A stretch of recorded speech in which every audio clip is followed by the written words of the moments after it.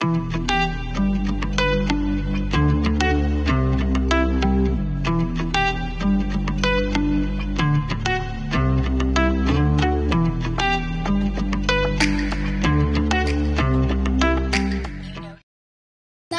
niyo pa ba ang TV commercial na ito? Grade 6, 12 na ako. Kasing dami na ng pamilya ko. Sabi mo, pasensya na. Walang pera, kaya mag-drop out ka. Ina ko, sabi mo, kami mahal nyo. Ari ko, pati kayo nagplano. Sana hindi gutom at nag-aaral pa. Alaga't malusog ang buong pamilya.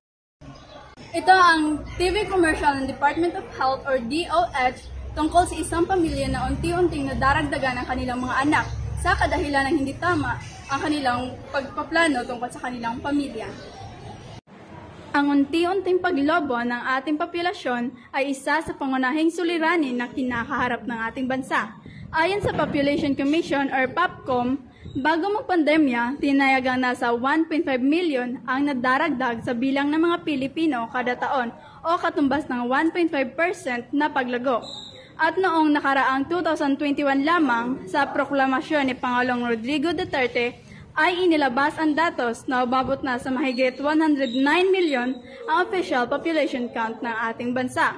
Kaya naman napapabilang ang ating bansa sa isa sa pinakamabilis na dumaming populasyon sa Southeast Asia. Isa sa mabilis na solusyon sa usapin ng populasyon ay ang family planning. Ano nga ba ang family planning?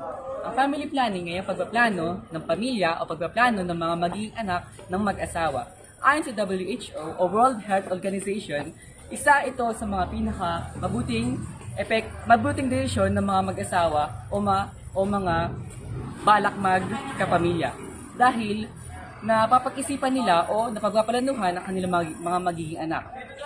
Maraming mabuting epekto ang pag-family planning.